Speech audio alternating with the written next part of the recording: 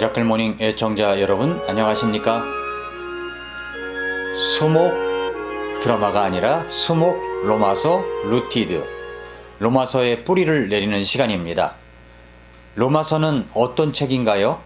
로마서를 읽어갈 때 무조건 읽어가는 것보다는 로마서의 구조와 아웃라인을 훑어보고 가면 더 잘 이해할 수가 있습니다.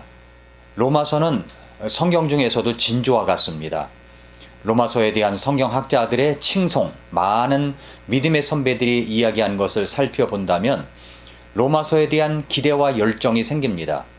우리가 많이 들었던 대로 카톨릭의 사제였다가 카톨릭의 비성경적인 구원관을 배격하고 종교개혁을 일으켰던 마틴 루터가 사실은 로마서를 읽다가 로마서 1장 17절 말씀에 충격을 받고 깨우쳐서 자신이 구원받았을 뿐만 아니라 종교개혁이라는 카톨릭의 잘못된 것을 배격하고 뛰쳐나와 교회를 세우는 위대한 역사의 장을 만들었습니다. 로마서 말씀을 읽다가 로마서 1장 17절 말씀 때문에 일어난 개혁이었습니다.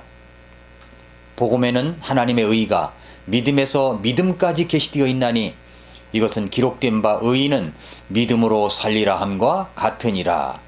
의인은 구원받은 사람은 믿음으로 구원받는 것이지 고행이나 율법이나 어떤 행위를 통해서 구원받는 것이 아니라는 말씀이지요.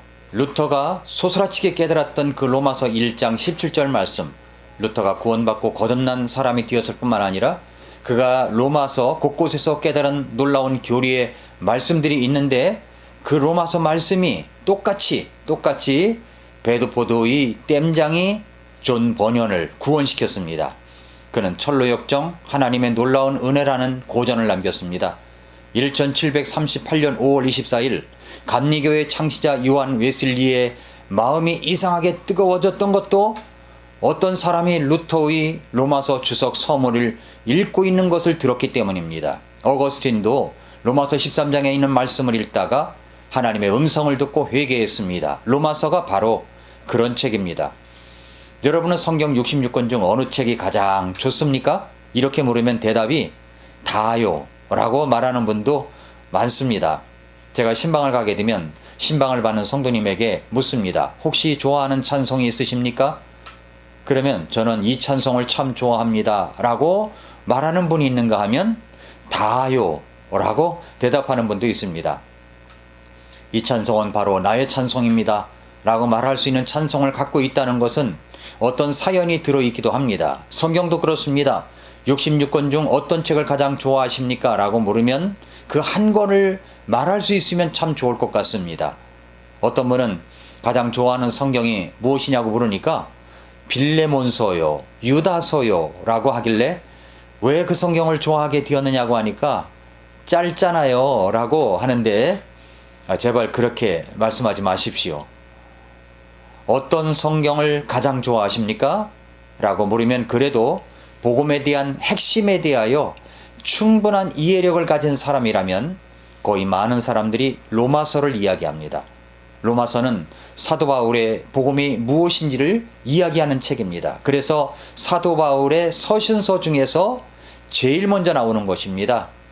로마서는 하나님의 복음을 가장 체계적이고 논리적인 방식으로 서술해서 정확하게 우리에게 그 복음을 제시하고 있는 책입니다. 바울의 다른 서신서들을 보면은 이 로마서만큼 논리적이지는 않은 것 같습니다.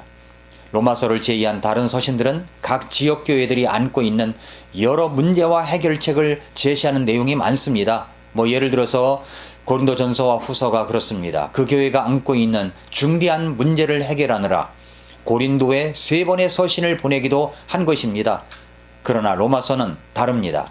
로마서가 있는 신약 성경의 위치도 순서에서도 그것을 엿볼 수가 있습니다. 우리의 구원자 예수 그리스도의 복음과 사역을 소개하는 마마누요, 마테마가, 누가, 요한복음이 끝나고 예수 그리스도를 머리로 하는 주님의 몸된 교회가 형성이 되어서 사도행전 1장 8절의 주님의 말씀처럼 예루살렘으로 시작해서 온 유대와 사마리아와 땅의 맨 그 지역까지 교회가 확장되어 가고 전 세계로 복음이 전파되는 역사적인 사도행전이 끝나고 물론 사도행전은 지금도 복음행전이 계속된다고 보지만은 성경책의 순서로는 사도행전이 거기서 끝납니다. 그리고 나서 나오는 책이 바로 로마서입니다. 로마서는 이제 복음을 주제로 한 명쾌하고 명확한 논리를 갖추고 전개되고 있는 책입니다. 로마서는 지금까지 많은 믿음의 선배들이 이 책 로마서 강해를 했습니다. 아마 시중에 나와 있는 강해서 가운데 로마서만큼 많은 것이 있을까요? 그래서 저도 그런 로마서 강해를 했던 강해서를 많이 모아두었습니다. 그 중에서 제가 거금을 투자하여 구입한 책이 바로 로마서 강해 14권입니다. 1권만 해도 307페이지인데 그 1권만 해도 로마서 3장과 4장의 강해만 담겨져 있습니다. 마틴 로이드 존스의 로마서 강해는 가장 독보적이라고 할 수가 있습니다. 제가 생각할 때 로마서 강해 설교집을 쓴 분들 치고 마틴 로이드 존스 책을 참고하지 않은 분은 없을 것 같다 생각이 됩니다. 저도 다른 어떤 강해집보다도 로이드 존스 목사님의 로마서 강해집을 좋아합니다. 로마서는 정말 놀라운 말씀들이 들어있는 책입니다. 로마서는 독자가 구원받지 못한 사람들에게 보낸 서신서가 아닙니다. 이미 구원받은 그리스도인에게 보낸 서신서입니다. 이미 구원받은 그리스도인이 구원의 복음을 더 정확하게 이해할 수 있도록 이끌어주기 위한 책입니다.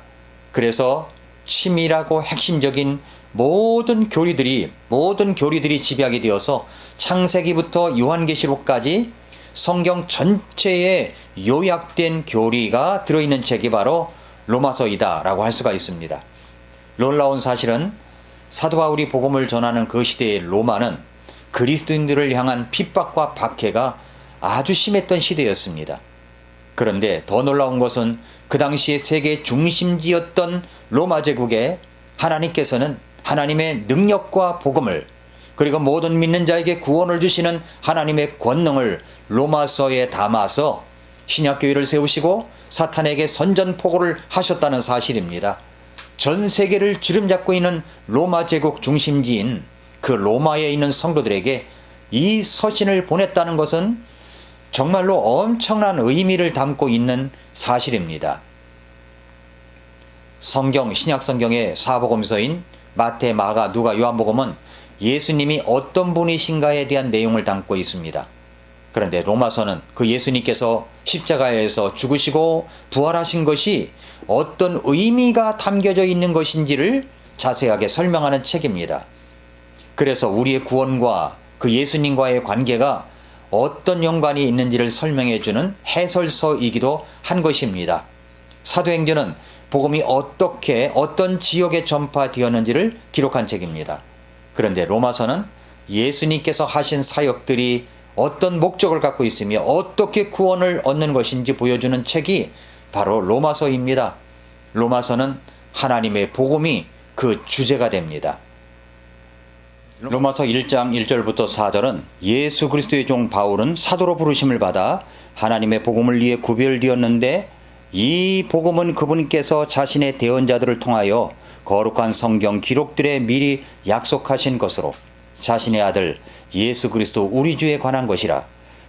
그분께서는 육체로는 다윗의 씨에서 나셨고 거룩함의 영으로는 죽은 자들로부터 부활하심으로써 하나님의 아들로 권능 있게 밝히 드러내셨느니라. 하나님의 아들로 권능 있게 밝히 드러내셨느니라 라고 했습니다. 복음이라는 말이 나오죠. 하나님의 복음, 이 복음이 무엇인가를 설명합니다. 1장 9절에서 내가 그분의 아들의 복음 안에서 내 영으로 섬기는 하나님께서 내 증인이 되시거니와 라고 얘기를 했는데 내가 그분의 아들의 복음이라고 얘기를 합니다. 그리고 1장 15절부터 17절에 보면은 그러므로 내 안에 있는 분량대로 나는 또한 로마에 있는 너희에게 복음을 선포할 준비가 되어 있노라. 내가 그리스도의 복음을 부끄러워하지 아니하노니 이는 그 복음이 믿는 모든 자를 구원에 이르게 하는 하나님의 권능이기 때문이라. 먼저는 유대인에게요 또한 그리스인에게로다. 복음에는 하나님의 의가 믿음에서 믿음까지 계시되어 있나니 이것은 기록된 바 의인은 믿음으로 살리라 함과 같으니라 라고 말씀을 했습니다. 이거 곳곳에 복음이라는 말이 계속 등장을 하죠. 그래서 우리가 아웃라인을 좀 알아야 되는데 1장 1절부터 3장 20절은 구원에 대한 인간의 필요를 말씀하고 있습니다. 그리고 3장 21절부터 5장까지는 구원에 대한 하나님의 방법에 대해서 이야기를 하고 있고요. 6장부터 8장까지는 구원을 받았다면 어떻게 우리가 바뀌어졌는지에 대한 말씀입니다. 그리고 9장부터 11장까지는 신약에서의 구원은 구약의 언약들에 어떻게 영향을 미치는지를 이야기하고 있고 12장부터 16장까지는 구원받은 후에 실제적인 변화의 삶에 대해서 말씀하고 있습니다. 사랑하는 애청자 여러분, 지금은 우리의 믿음의 뿌리를 깊이 강하게 내려야 될 시간입니다. 코로나로 인하여 소상공인들은 정말 죽을 지경입니다. 교회도 예배를 드리지 못해서 개척교회 같은 경우는 완전히 문을 닫는 사례가 속출하고 있습니다. 우리 모두 마찬가지입니다. 미국 같은 경우는 연방법원에서 코로나로 인하여 주정부가 교회에서 예배 드리지 못하게 할 수 없다고 한 것을 종교의 자유를 이야기하며 자유롭게 예배를 드리도록 그렇게 판결을 냈습니다. 정말 종교의 자유는 소중한 것입니다. 지금 이런 상황에서 우리는 어떻게 지내야 할까요? 믿음의 뿌리를 강하게 하는 시간을 가져야 됩니다. 믿음의 뿌리의 근육을 강하게 함으로 뿌리 깊은 나무가 되어야 합니다. 그 믿음의 뿌리를 로마서에 내리십시오. 로마서를 많이 읽으십시오. 로마서 말씀 강해를 꼭 들으십시오. 코로나로 인한 어려움을 로마서로 극복하는 이 성령의 역사가 일어나게 될 것입니다. 오늘도 미라클 모닝입니다.